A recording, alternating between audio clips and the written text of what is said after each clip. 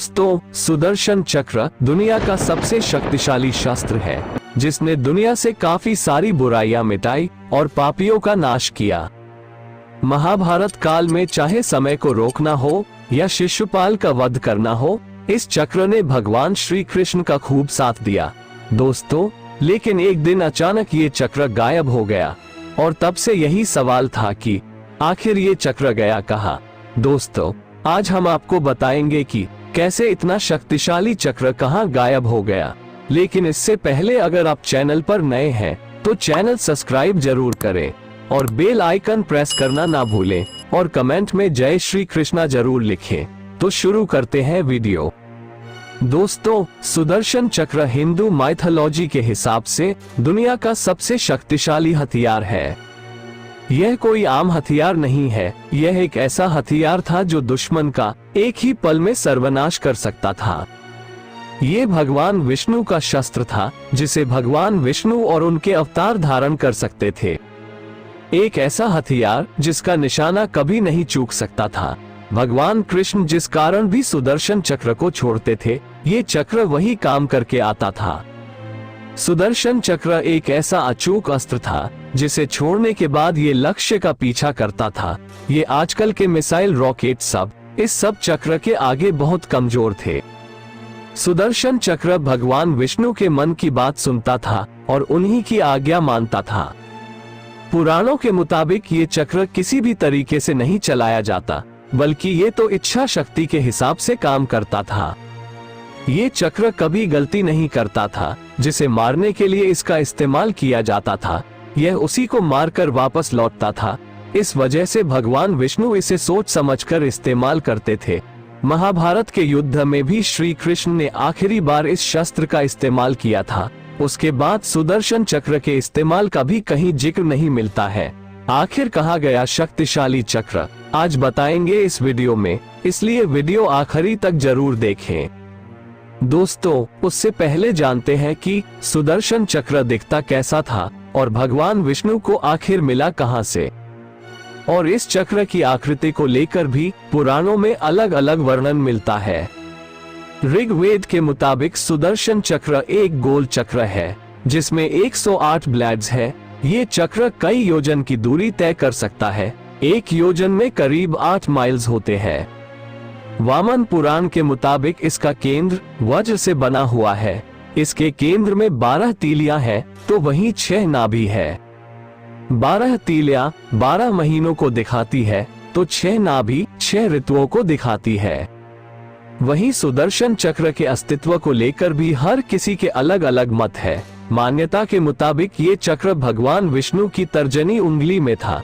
वहीं भगवान श्री कृष्ण के हाथ में अंगूठी की तरह समाया हुआ था जो लगातार घूमता रहता था। ऋग्वेद के मुताबिक ये कोई सुदर्शन चक्र था ही नहीं, एक समय का चक्र था जो लगातार चलता रहता था। जब भी भगवान विष्णु को समय में फेर बदल करना हो या फिर किसी को उसके पापों की सजा दिलानी हो, तो भगवान विष्णु और उनके अवतार इस चक्र के जरिए समय को रोक देते थे। मान्यताओं के अनुसार जब भगवान को किसी पापी का नाश करना होता था, तो भगवान समय के चक्र में जाकर दुश्मन को निहत्था कर देते थे और फिर उस पर वार करते थे। भगवान विष्णु इस चक्र को अपनी इच्छा शक्ति के मुताबिक प्रकट करते थे। भगवान कृष्ण ने सुदर्शन चक्र के जरिए महाभारत के काल में बहुत से दुश्मनों का सर्वनाश किया था और वही भगवान विष्णु ने इसे समय चक्र के रूप में भी इस्तेमाल किया था। इसीलिए इसे समय चक्र कहा गया था।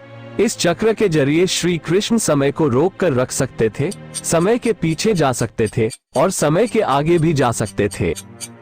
इस समय चक्र का इस्तेमाल श्री कृष्ण ने महाभारत में जयद्रथ के वध के लिए किया था। दरअसल जब अर्जुन के पुत्र अभिमन्यु को चक्रव्यूह में फंसाकर जयद्रथ ने अभिमन्यु की हत्या कर दी थी, तब अर्जुन ने अपने बेटे की हत्या का बदला लेने के लिए प्रतिज्ञा की थी कि अगले दिन सूर्य अस्त होने के पहले जयद्रथ की हत्या कर देगा, वरना वो खुद को जलाकर खत्म कर लेगा। अगले दिन कौरवों की सेना शाम तक जयद्रथ की रक्षा करती रही और अंत में जब अर्जुन निराश हो गए, तब भगवान श्री कृष्ण ने अपनी माया की और कुछ देर के लिए सूर्य को छिपा दिया ताकि कौरवों को भ्रम हो सके।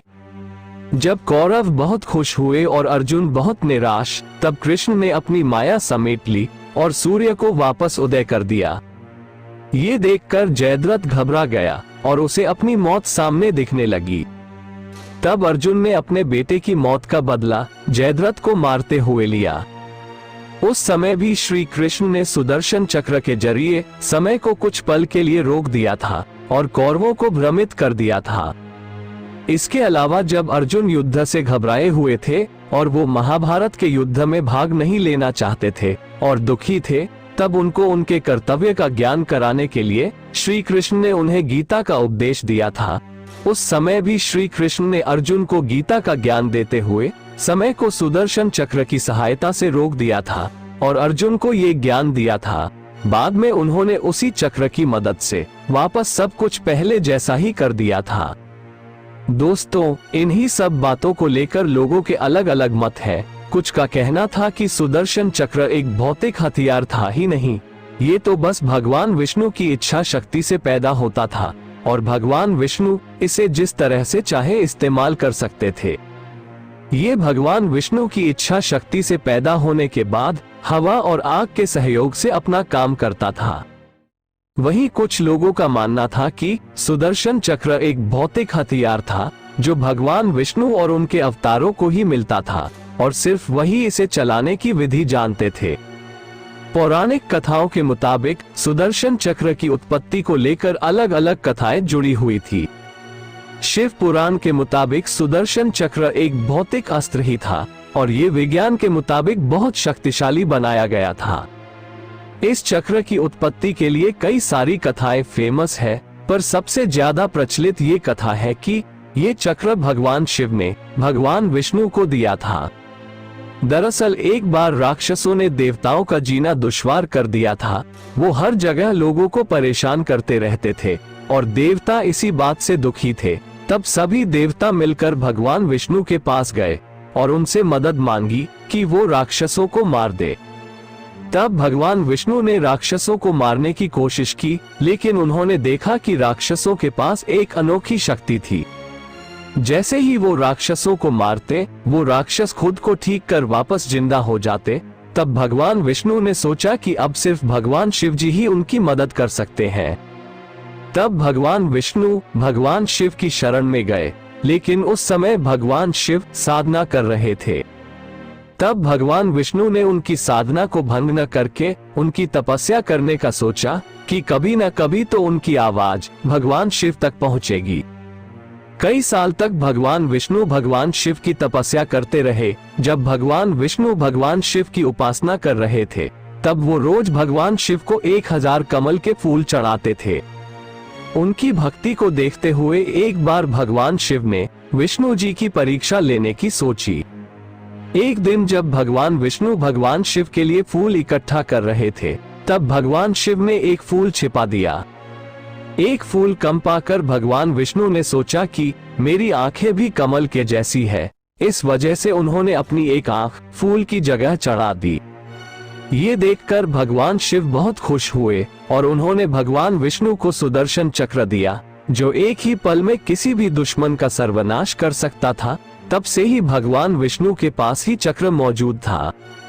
सुदर्शन चक्र 2 चक्रों से मिलकर बना था, जो लगातार अलग अलग दिशाओं में घूमते रहते हैं। शिव पुराण के मुताबिक इसमें 108 नहीं बल्कि 10 लाख ब्लेड्स है। पौराणिक कथाओं के मुताबिक यही कथा सबसे ज्यादा प्रचलित थी। वैसे दोस्तों, इस चक्र को लेकर और भी कथाएं प्रसिद्ध हैं। पुराणों के मुताबिक ये चक्र विश्वकर्मा ने बनाया था। सूरज के तेज से विश्वकर्मा ने 3 चीजों को बनाया था, जिनमें सुदर्शन चक्र, पुष्पक विमान और त्रिशूल शामिल था। वाल्मीकि रामायण में वर्णन है कि भगवान विष्णु ने चक्रवन नाम के पहाड़ पर हायग्रीव नाम के राक्षस को मार दिया था और उससे विश्वकर्मा द्वारा बनाए गए चक्र को छीन लिया, ताकि इसका कोई गलत इस्तेमाल न कर सके। और दोस्तों, ये बात सही नहीं मानी जाती है, क्योंकि पौराणिक कथाओं में ये बात का उल्लेख था कि इस चक्र को भगवान विष्णु के अलावा कोई और नहीं चला सकता था, न ही उसे चलाने की विधि जानता था। कुछ शास्त्रों में ये भी लिखा है कि इस चक्र को भगवान बृहस्पति ने बनाया था, उन्होंने इस चक्र को ब्रह्मा, विष्णु और महेश तीनों की शक्तियों को मिलाकर बनाया था और अंत में उसे भगवान विष्णु को सौंप दिया था। ये कथाएं दोस्तों कुछ मतों में सही नहीं लगती। लोगों का मानना था कि भगवान विष्णु ने ये चक्र खुद ही पैदा किया था, क्योंकि वो खुद को चक्रधारी मानते थे। ये सभी मत इस चक्र की उत्पत्ति को लेकर है, लेकिन जो बात आज भी रहस्य बनी हुई है वो ये है कि आखिर यह सुदर्शन चक्र आज कहाँ है। भगवान विष्णु का भगवान कृष्ण के बाद कोई अवतार नहीं हुआ, न ही उनके बाद कभी इस चक्र का कोई उल्लेख हुआ है। दोस्तों, इस सवाल का एक जवाब भविष्य पुराण में मिलता है कि जब श्री कृष्ण ने अपनी देह त्यागी तब ये चक्र भी उनके साथ ही धरती में समा गया। और आज भी वही है। कलयुग में अपराध बढ़ जाने पर जब भगवान विष्णु अवतार लेकर वापस आएंगे तब ये चक्र भी उनको मिल जाएगा, क्योंकि ये चक्र चक्रधारी विष्णु जी का ही था। तो दोस्तों, ये थी सुदर्शन चक्र के बारे में पूरी जानकारी। दोस्तों, आप सुदर्शन चक्र को लेकर क्या सोचते हैं, हमें कमेंट सेक्शन में जरूर बताएं।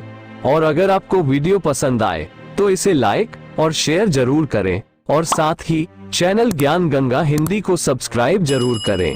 धन्यवाद। जय श्री कृष्णा।